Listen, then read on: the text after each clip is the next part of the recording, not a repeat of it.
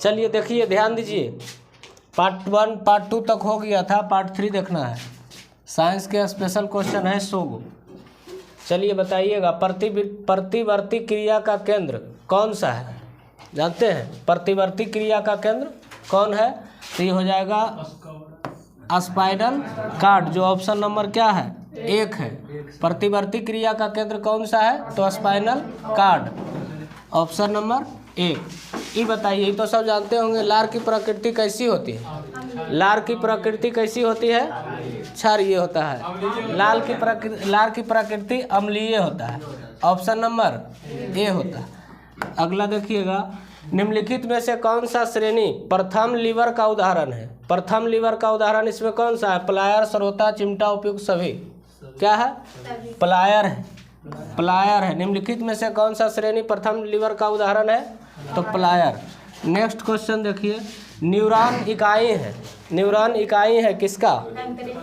तंत्रिका उत्तक का। न्यूरॉन किसका इकाई है? तंत्रिका उत्तक का। ये सब जो क्वेश्चन है एग्जाम में बार बार पूछता है। किस हार्मोन द्वारा हृदय स्पंदन तथा दाब बढ़ जाता है? किस हार्मोन द्वारा हृदय स्पंदन तथा दाब बढ़ जाता है? किस हार्मोन द्वारा? एड्रिनल। किस हार्मोन द्वारा? एड्रिनल द्वारा। नेक्स्ट क्वेश्चन देखिए, पाचन क्रिया में प्रोटीन निम्नलिखित में से किस पदार्थ में बदल जाता है? पाचन क्रिया में प्रोटीन जो है निम्नलिखित में से किस पदार्थ में बदल जाता है? तो ये होगी आपका अमीनो अम्ल में। अमीनो अम्ल, ऑप्शन नंबर सी। पाचन क्रिया में प्रोटीन निम्नलिखित में से किस पदार्थ में बदल जाता है? तो अमीनो अम्ल। अगला देखिए, पके हुए आम में कौन सा विटामिन होता है? पका हुआ आम, तो पका हुआ मतलब पीला रहेगा। तो पका हुआ आम में कौन सा विटामिन रहेगा? तो विटामिन ए। अगर आपसे पूछ देगा कि कच्चा हुआ आम मतलब कच्चा आम में, कच्चा आम में कौन सा विटामिन होता है? Vitamin C. Vitamin C. अब पका हुआ आम में कौन सा विटामिन? Vitamin A. और कच्चा में विटामिन सी। चलिए ये बताइए, कॉड लिवर आयल किसका संयुक्त समृद्ध स्रोत होता है? ये बहुत बार क्वेश्चन एग्जाम में पूछा है।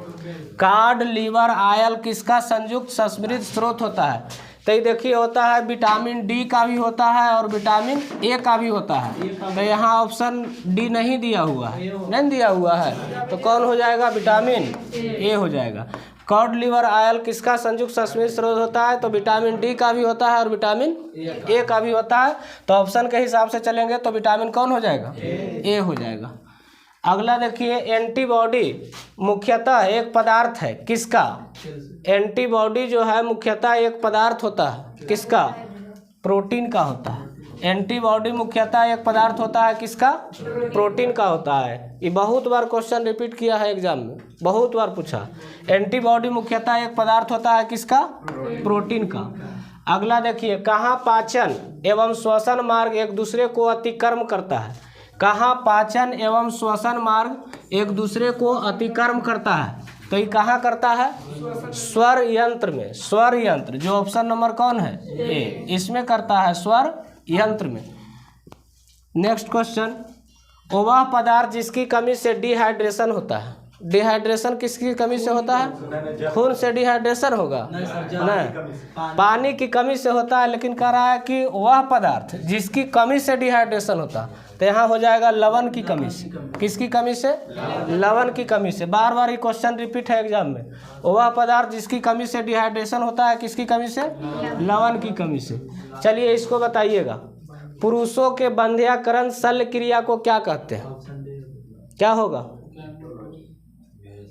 पुरुषों के बंध्याकरण, बंध्याकरण मतलब समझते हैं ना? नसबंदी जिसको कहते हैं, बाल बच्चा नहीं होता है तो ये दोनों का नसबंदी होता है। पुरुष का भी नसबंदी होता है और स्त्री का भी नसबंदी होता है, दोनों का नसबंदी होता है। तो यहाँ क्वेश्चन है आपका, पुरुषों के बंध्याकरण मतलब शल्य क्रिया को क्या कहते हैं? तो पुरुषों के बंध्याकरण शल्य क्रिया को वेसेक्टोमी कहते हैं। क्या कहते हैं? वेसेक्टोमी। पुरुषों के, अगर महिला का बात करेगा तो ट्यूबेक्टोमी। महिला के बंध्याकरण को क्या कहते हैं? ट्यूबेक्टोमी। अब पुरुषों के बंध्याकरण को क्या कहते हैं? वेसेक्टोमी। बार बार क्वेश्चन पूछता है, दोनों फंस जाता है आदमी। तो इसलिए ध्यान में दीजिएगा, पुरुषों के बंध्याकरण अगर कहेगा तो वेसेक्टोमी, और स्त्रियों के नसबंदी को कहेगा तो ट्यूबेक्टोमी। स्त्रियों के नसबंदी को ट्यूबेक्टोमी और पुरुषों की नसबंदी को वेसेक्टोमी। चलिए इसका जवाब दीजिएगा। निषेचित अंडाणु के इम्प्लांटेशन के लिए गर्भाशय कौन सा हार्मोन तैयार करता है? निषेचित अंडाणु के इम्प्लांटेशन के लिए गर्भाशय कौन सा हार्मोन तैयार करता है? कौन सा हार्मोन तैयार करता है? प्रोजेस्टेरॉन। ऑप्शन नंबर क्या है? सी है, प्रोजेस्टेरॉन। नेक्स्ट क्वेश्चन है, अधिक ऊंचाई पर मानव शरीर में श्वेत रक्त कण, श्वेत रक्त कण मतलब समझते हैं ना, WBC की RBC, श्वेत रक्त कण के मतलब क्या होता है? WBC ने, तो वही पूछ रहा है, अधिक ऊंचाई पर मानव शरीर में श्वेत रक्त कणिकाएं क्या होती है?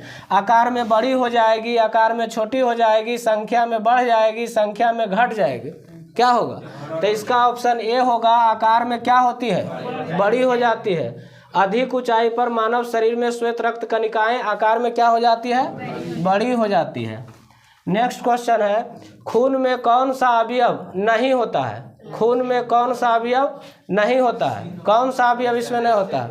RBC होता है ने, WBC होता है ने, प्लाज्मा होता है, प्लासेंटा इसमें नहीं होता है। तो ऑप्शन नंबर कौन आपका सही है?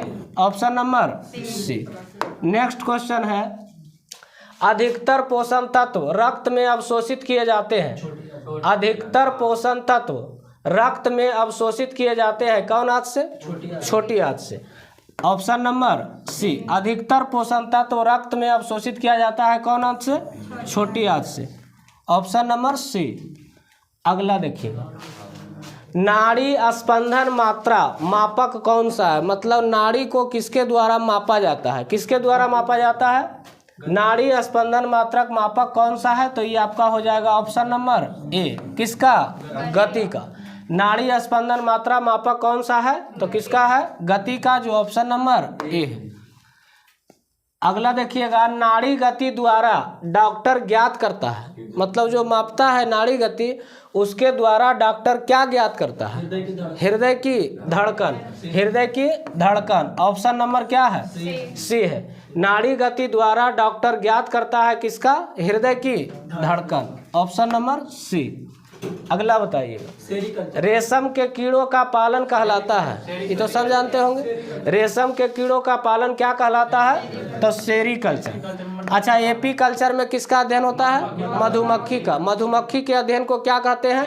एपीकल्चर। अब पिसीकल्चर किसका अध्ययन हो गया? मत्स्य का। हॉर्टिकल्चर किसका हो गया? फलों का उत्पादन, फलों का उत्पादन हॉर्टिकल्चर। तो यहाँ पूछ रहा था रेशम के कीड़ों का पालन क्या कहलाता है? सेरीकल्चर। ऑप्शन नंबर क्या हो जाएगा? डी हो जाएगा। चलिए ये भी बताइए, बहुत बारी ट्रेंडिंग में क्वेश्चन है, बार बार पूछता है एग्जाम में। मानव रक्त का पीएच मान लगभग कितना होता है? 7.4। इसमें तो कोई दिक्कत नहीं है। मानव रक्त का पीएच मान लगभग कितना होता है? 7.4। अगला देखिएगा, मुख्य रूप से कौन सी रक्त वाहिकाएं हमारे शरीर के विभिन्न भागों से हृदय तक रक्त का वहन करती है? मुख्य रूप से कौन सी रक्त वाहिकाएं हमारे शरीर के विभिन्न भागों से हृदय तक रक्त का वहन करती है? शिराएं हैं ऑप्शन, धमनियां है, कोशिकाएं हैं, ये सभी है। क्या होगा इसका आंसर? शिराएं हो जाएगा। ऑप्शन नंबर एक होगा कौन? शिराएं। ऑप्शन नंबर एक शिराएं। इसको बताइएगा, वयस्क मनुष्य के प्रति मिनट हृदय धड़कन की दर का सामान्य परास क्या है? मतलब मनुष्य के शरीर का प्रति मिनट 1 मिनट में कितना बार धड़कता है? इस ऑप्शन के हिसाब से बताना है। जैसे पहला ऑप्शन है 50 से 59, दूसरा है 60 से 82, तीसरा है 81 से 90 और डी में है 91 से 110। इसका एक्यूरेट भी आप लोग जानते होंगे कितना? 72 बार होता है प्रति मिनट। 72 बार क्या होता है? प्रति मिनट। 1 मिनट में 72 बार धड़कता है। तो इस ऑप्शन के हिसाब से आपका कौन सही होगा? 60 से 80। ऑप्शन नंबर बी हो जाएगा। नेक्स्ट क्वेश्चन देखिए, 4 रक्त समुदाय है ए, बी, बी तथा ओ में से कौन सा रक्त समुदाय वैश्विक दाता कहलाता है? दाता मतलब समझते हैं, मतलब जो दान करता है, दाता कहलाता है। ए बी बी तथा ओ में से कौन सा रक्त समुदाय वैश्विक दाता कहलाता है? मतलब सभी कोई दान दे सकता है। कौन सा?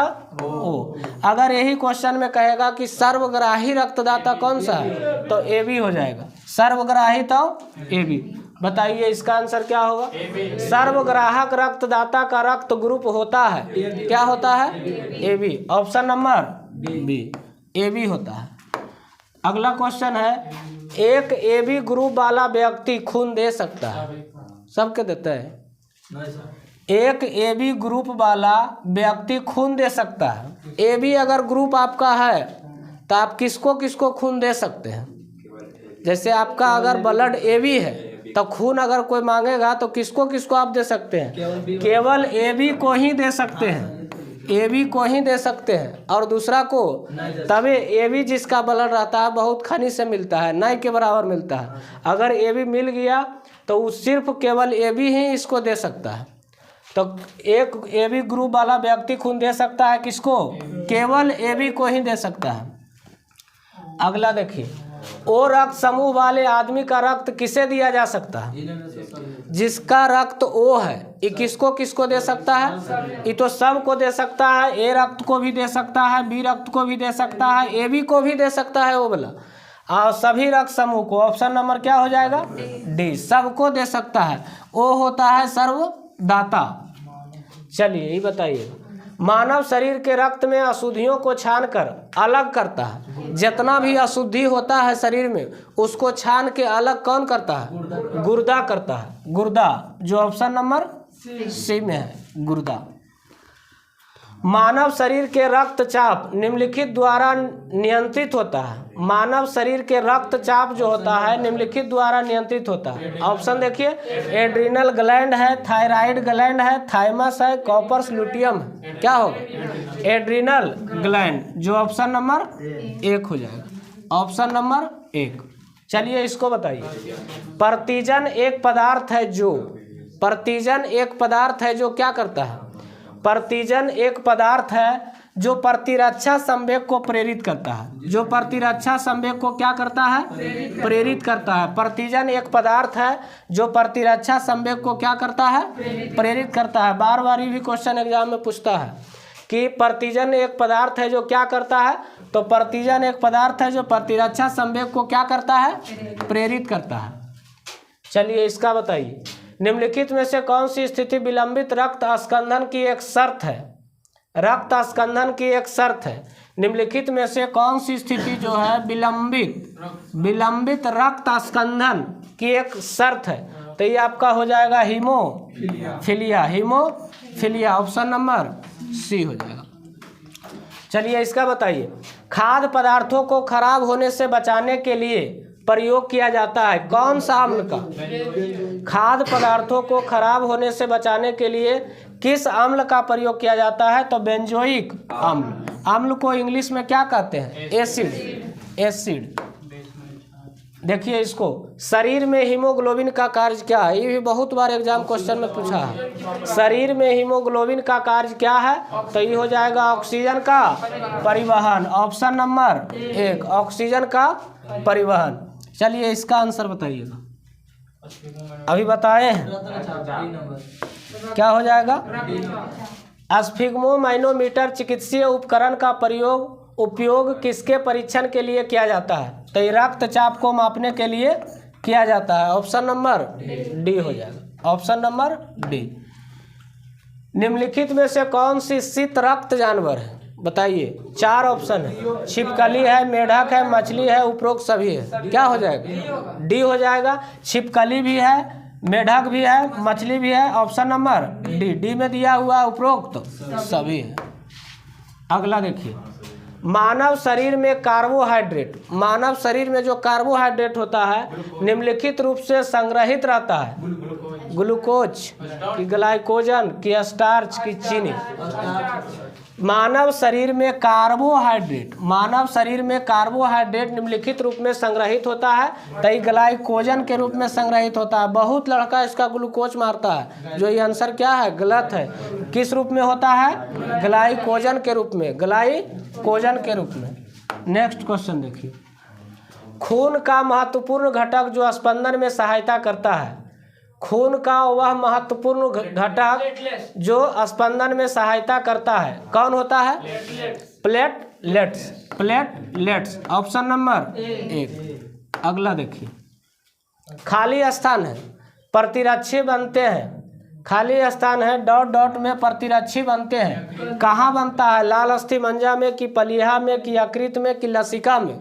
तो ये बनता है आपका प्रतिरक्षी जब भी बनता है लाल अस्थिमज्जा में, लाल अस्थिमज्जा, ऑप्शन नंबर ए। चलिए इसको बताइए। चर्बी को हजम करने में जो पित्त द्रव सहायता करता है वह स्रावित करता है। चर्बी को हजम करने में जो पित्त द्रव सहायता करता है वह स्रावित किसको करता है? च से चर्बी और जी से जिगर, मतलब ये जिगर को करता है। चर्बी को हजम करने में जो पित्त द्रव सहायता करता है वह स्रावित करता है किसको? जिगर को, ऑप्शन नंबर डी। चलिए यही बताइए। अम्ल का स्वाद कैसा होता है? खट्टा, ऑप्शन नंबर कौन है? सी। अम्ल का स्वाद कैसा होता है? खट्टा। अम्ल का स्वाद कैसा होता है? खट्टा। चलिए इसको बताइए। इंसुलिन खाली स्थान के उपापचय को नियंत्रित करता है, किसके द्वारा? इंसुलिन खाली स्थान के उपापचय को नियंत्रित करता है किसके द्वारा? शर्कराओं के द्वारा। किसके द्वारा? शर्कराओं के द्वारा, ऑप्शन नंबर ए। चलिए हीमोग्लोबिन में उपस्थित क्या रहता है? Copper, iron, cobalt, nickel. क्या हो जाएगा आंसर? आयरन। हीमोग्लोबिन में उपस्थित क्या होता है? Iron, option number B.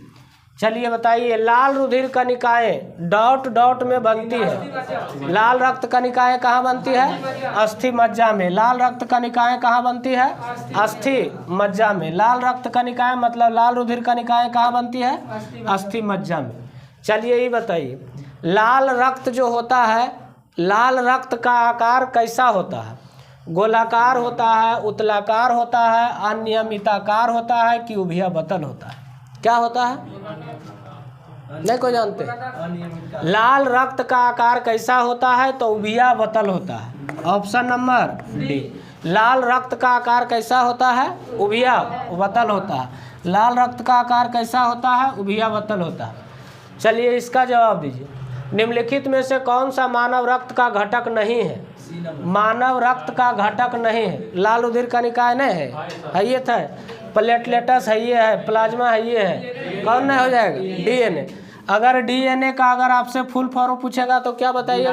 Deoxyribonucleic acid. Deoxyribonucleic acid कौन सा मानव रक्त का घटक नहीं है? तो ऑप्शन नंबर कौन हो जाएगा? ए, डीएनए। अगला देखिए। मानव शरीर के भीतर, मानव शरीर के भीतर, जो शरीर के भीतर होता है, खून की उपस्थिति किसके कारण जमता है? नहीं जमता है। मानव शरीर के भीतर खून की उपस्थिति के कारण नहीं जमता है।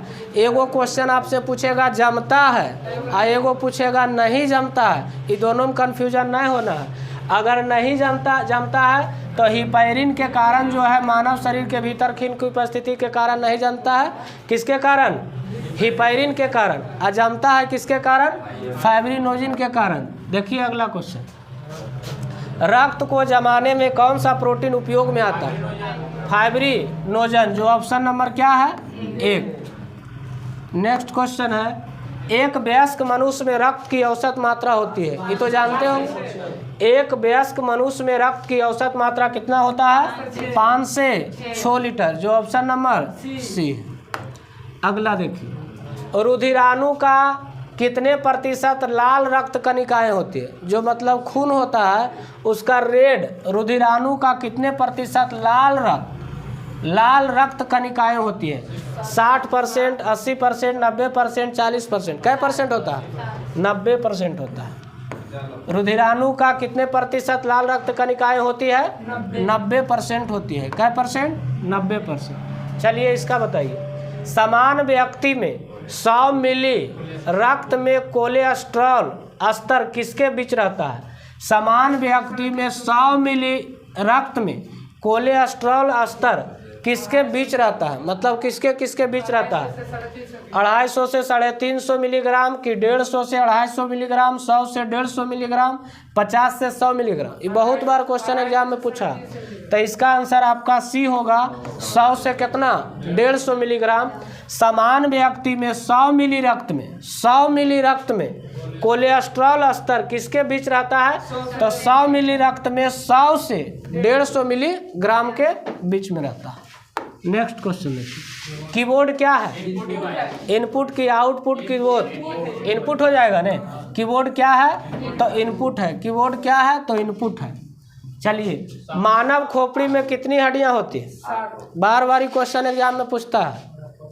अब बहुत आसान क्वेश्चन है, नहीं आसान है। मानव खोपड़ी में कितनी हड्डियां होती है? मानव खोपड़ी में 8 हड्डियां होती है। मानव खोपड़ी में कितनी हड्डियां होती है? 8 गो। याद रखना है, मानव खोपड़ी में कितनी हड्डियां होती है? 8 गो। चलिए, इसका जवाब बताइए। बताए हैं, मनुष्य का हृदय कितनी बार धड़कता है? 72 बार 1 मिनट में, नहीं 72 बार प्रति मिनट। जो ऑप्शन नंबर क्या है? 1 है। मनुष्य का हृदय कितनी बार धड़कता है? तो 72 बार प्रति मिनट। प्रति मिनट। चलिए, यही बताइए, स्वस्थ मनुष्य की श्वसन दर लगभग कितना होता है? जो मनुष्य स्वस्थ है उसका श्वसन दर लगभग कितना होता है? 16 से 18 बार। जो ऑप्शन नंबर क्या है? सी है, 16 से 18 बार। 16 से 18 बार। चलिए, यही बताइए, मस्तिष्क का वजन कितना होता है? 1350 से 1400 ग्राम। 1350 से कै ग्राम? 1400 ग्राम। ऐसे एक्यूरेट में लिखता है 1300 कितना? 50 ग्राम। 1350 से कैसो ग्राम? 1400। इसका बताइए, मानव शरीर में सबसे बड़ी हड्डी कहाँ होती है? सबसे बड़ी हड्डी कहाँ होती है? फीमर। जो कहाँ होती है? जांघ में। फीमर जो कहाँ होती है? जांघ में। अगला देखिए, मानव शरीर में सबसे छोटी हड्डी कौन होती है? स्टेपी। जो कहाँ होती है? मध्य कर्ण में। मानव शरीर में सबसे छोटी हड्डी कहाँ होती है? स्टेपी। जो कहाँ होता है? मध्य कर्ण में। अब मानव शरीर की सबसे बड़ी हड्डी फीमर, जो कहाँ होता है? जांघ। अगला क्वेश्चन, मानव शरीर में सबसे मजबूत हड्डी कहाँ होती है? मानव शरीर में सबसे मजबूत हड्डी कहाँ होती है? जबड़े की हड्डी। Option number D. सब आसान क्वेश्चन। शरीर का सबसे कठोर तत्व कौन सा होता है? बताइए। एनामिल। जो ऑप्शन नंबर क्या है? सी है। शरीर का सबसे कठोर तत्व कौन सा होता है? एनामिल। चलिए, बताइए इसका, मनुष्य के सौंदर्य का अध्ययन क्या कहलाता है? मतलब मनुष्य में जो सुंदरता होता है उसका अध्ययन क्या कहलाता है? कैलोलॉजी। कैलोलॉजी। मनुष्य के सौंदर्य का अध्ययन क्या कहलाता है? कैलोलॉजी। कैलोलॉजी। ये बताइए, समान मनुष्य का रक्तचाप कितना होता है? 120/80। 120/80। चलिए, इसका बताइए, शरीर में रक्त परिभ्रमण। रक्त परिभ्रमण के मतलब समझ रहे हैं? जैसे कहीं भ्रमण करे जाते हैं तो जो शरीर में रक्त होता है वो परिभ्रमण में कितना समय लगाता है? कै सेकंड लगाता है? 23 सेकंड। कै सेकंड लगाता है? 23 सेकंड। शरीर में रक्त परिभ्रमण में कितना समय लगाता है? 23 सेकंड। 23 सेकंड। अगला देखिए, मानव शरीर में जल की मात्रा कितनी होती है? मानव शरीर में जल की मात्रा। मानव शरीर में जल की मात्रा कितना होती है? मानव शरीर में जल की मात्रा देखिए, ऑप्शन के हिसाब से छांटना है। 65 से 80, 55 से 60, 80 से 100, 70 से 90। कौन ऑप्शन चलेगा इसमें? 65 से 80। जो ऑप्शन नंबर क्या है? 1 है। नेक्स्ट क्वेश्चन देखिए, रक्त की मात्रा शरीर के भार का कितना प्रतिशत होता है? रक्त की जो मात्रा है शरीर के भार का, मतलब शरीर के जो वजन रहता है उसका कितना प्रतिशत रहता है? रक्त की मात्रा शरीर के भार का कितना प्रतिशत? 7%। जो ऑप्शन नंबर डी है। ये बार बार क्वेश्चन एग्जाम में पूछता है। इसका बताइए, मनुष्य में रक्त की मात्रा कितनी होती है? अभी क्वेश्चन हुआ है, मनुष्य में रक्त की मात्रा कितनी होती है? 5 से 6 लीटर। 5 से 6 लीटर। चलिए बताइए, अभी क्वेश्चन हो गया है, मानव रक्त क्षारीय का पीएच मान कितना होता है? 7.4। 7.4। अगला देखिए, रक्त को शुद्ध करने वाला अंग कौन सा है? अभी हुआ था ना, रक्त को शुद्ध करने वाला अंग कौन सा है? किडनी, जिसको क्या कहते हैं? ब्रिक भी कहते हैं, किडनी ब्रिक। चलिए, इसका बताइए, लाल रक्त कण का जीवन काल कितने दिन का होता है? ऑप्शन के हिसाब से देखिए, 120 से 150 दिन, 20 से 120 दिन, 10 से 20 दिन, 100 से 200 दिन, 20 से 120 दिन। लाल रक्त कण का जीवन काल कितने दिन का होता है? 20 से 120 दिन। 2 गो का जीवन काल पूछता है, लाल रक्त कण और सफेद रक्त कण। तो सफेद रक्त का जीवन काल कितना दिन होता है? 2 से 4 दिन, या 4 दिन भी कहिएगा तो ठीक है। चलिए देखिए इस ऑप्शन में क्या होगा। श्वेत रक्त कण का जीवन काल कितने दिन का होता है? तो 2 से 4 दिन, ऑप्शन नंबर सी। अगला देखिए, सर्वदाता रक्त समूह यूनिवर्सल डोनर कौन सा है? सर्वदाता रक्त समूह यूनिवर्सल डोनर कौन सा है? तो कौन हो जाएगा? ओ, ऑप्शन नंबर 1। अगला देखिए, सर्वग्राही हो गया है क्वेश्चन। सर्वग्राही यूनिवर्सल रिसेप्टर कौन सा है? तो क्या हो जाएगा? ए बी हो जाएगा। नेक्स्ट क्वेश्चन देखिए, भोजन का पाचन क्रिया कहाँ से प्रारंभ होता है? मुख से प्रारंभ होता है, जाके पचता है कहाँ? छोटी आंत में। तो यहाँ खाली हमको लिख रहा है कि भोजन का पाचन क्रिया कहाँ से प्रारंभ होता है। तो कहाँ से प्रारंभ होता है? मुख से होता है, लेकिन जाके पचता है कहाँ? छोटी आंत में। चलिए बताइए, पचे हुए भोजन का अवशोषण किस आंत में होता है? छोटी आंत में हो जाएगा। पचे हुए भोजन का अवशोषण किस आंत में होता है? छोटी आंत में होता है, छोटी आंत में। पित्त किस अंग द्वारा स्रावित होता है? पित्त को इंग्लिश में कहते हैं बायल। बायल जो है किस अंग द्वारा स्रावित होता है? तो किसके द्वारा? यकृत के द्वारा, ऑप्शन नंबर सी, यकृत के द्वारा। शरीर की सबसे बड़ी ग्रंथि का नाम बताइए। ग्रंथि पूछ रहा है, यकृत। शरीर की सबसे बड़ी ग्रंथि का नाम क्या है? तो यकृत हो जाएगा। शरीर की सबसे बड़ी ग्रंथि का नाम क्या है? तो यकृत हो जाएगा। नेक्स्ट क्वेश्चन देखिए, शरीर का सबसे बड़ा अंग कौन सा? ये आपका हो जाएगा त्वचा। त्वचा का मतलब समझते हैं ना, जो ये चमड़ा जिसको कहते हैं। शरीर का सबसे बड़ा अंग कौन सा है? त्वचा। शरीर का सबसे बड़ा अंग कौन सा है? त्वचा। अगला देखिए, सबसे छोटी ग्रंथि का नाम बताइए। सबसे छोटी ग्रंथि, सबसे छोटी ग्रंथि का नाम क्या है? पिट्यूटरी ग्रंथि। यही ग्रंथि को मास्टर ग्रंथि भी कहा जाता है। सबसे छोटी ग्रंथि का नाम क्या है? तो पिट्यूटरी ग्रंथि। और सबसे बड़ी ग्रंथि का नाम पूछेगा तो क्या हो जाएगा? यकृत। अभी नहीं बतलिए, इसका पीछे। रक्तचाप मापने का यंत्र बताइए। अभी क्वेश्चन हो गया है, स्फिग्नोमैनोमीटर। नेक्स्ट क्वेश्चन देखिए, मनुष्य में कितनी जोड़ी पसलियां पाई जाती है? अब पीस कै गो? 24 गो। 12 जोड़ी मतलब कै गो? 24 गो। 12 जोड़ी पाया जाता है। अगला देखिए, शरीर में हड्डी की कुल संख्या, ये तो सब जानते हैं, 206। लेकिन नवजात शिशु में हड्डी पूछेगा तो 300 होता है। नवजात शिशु में कैसो? 300। और शरीर में हड्डियों की कुल संख्या कितना? 206। अगला देखिए, मांसपेशियों की कुल संख्या कितना होता है? मांसपेशियों की कुल संख्या कितना होता है? 639, ऑप्शन नंबर 1। अगला क्वेश्चन देखिए, लार में पाए जाने वाला एंजाइम क्या होता है? टाइलिन। लार में पाए जाने वाला एंजाइम क्या है? टाइलिन, जो ऑप्शन नंबर क्या है? सी है। लिंग निर्धारण होता है। लिंग मतलब समझते हैं? मतलब जो बच्चा होता है, लड़का होगा कि लड़की होगा, ये किस पर निर्धारण करता है? तो पुरुष के क्रोमोसोम पर, ऑप्शन नंबर 1। लिंग निर्धारण जो होता है किसके क्रोमोसोम पर? पुरुष के क्रोमोसोम पर। अगला देखिए, मनुष्य के हृदय में कितनी कोष्ठियाँ होती है? कै गो? 4 गो, ऑप्शन नंबर। ये बहुत बार क्वेश्चन एग्जाम में पूछा गया। कै कोष्ठियाँ होता है? 4 कोष्ठी। इसको बताइए। शरीर में गुणसूत्रों की संख्या कितना होता है? अगर जोड़ा पूछेगा तो 23 जोड़ा होता है। 23 जोड़ा होता है। इसे पूछ दिया तो कै गो? 46 गो। 46 गो। इसका बताइए, शरीर की सबसे बड़ी कोशिका का नाम बताइए।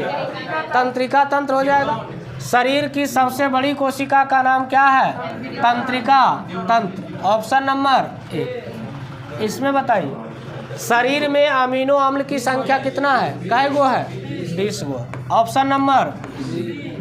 नेक्स्ट क्वेश्चन देखिए, शरीर में प्रतिदिन लगभग कितना मूत्र बनता है? कै लीटर? 1 से 1.5। 1.5 नहीं मतलब आधा है, 1/2 है। 1 से आधा, ऑप्शन नंबर डी। मूत्र किस कारण दुर्गंध देता है? मूत्र जो है किस कारण दुर्गंध देता है? किसके कारण? यूरिया के कारण। Option number B. अगला देखिए, मानव मूत्र का अम्लीय का पीएच मान कितना होगा? तो 6 होगा। Option number C. अगला देखिए, विटामिन ए संचित रहता है कहाँ? यकृत में। विटामिन ए संचित रहता है किसमें? यकृत में। Option number 1। शरीर का सामान्य तापमान कितना होता है? 3 चीज में तापमान होता है, फ़ारेनहाइट, सेल्सियस और केल्विन। तो यहाँ देखिए तो कौन ऑप्शन सही है? 98.6 फ़ारेनहाइट होता है। सेल्सियस में अगर आपसे पूछेगा तो 37 डिग्री सेल्सियस होगा। केल्विन में अगर पूछेगा तो 310 केल्विन। Option number 1। शरीर में टिबिया नामक हड्डी कहाँ पाई जाती है? पैर में। शरीर में टिबिया नामक हड्डी कहाँ पाई जाती है? पैर में। टिबिया नामक हड्डी कहाँ पाई जाती है? पैर में। चलिए यही बताइए, शरीर में ऊतकों का निर्माण किससे होता है? शरीर में ऊतकों का निर्माण किससे होता है? प्रोटीन से। शरीर में ऊतकों का निर्माण किससे होता है? प्रोटीन से। मस्तिष्क का बड़ा भाग क्या कहलाता है? सेरिब्रम इंग्लिश में कहते हैं, हिंदी में हो जाएगा क्या? प्रमस्तिष्क। मस्तिष्क का सबसे बड़ा भाग क्या कहलाता है? प्रमस्तिष्क। मस्तिष्क का बड़ा भाग। क्लियर हो गया? सभी क्वेश्चन था ने, तो आगे भी है जी। इतना ही था। 144 मतलब 100 क्वेश्चन।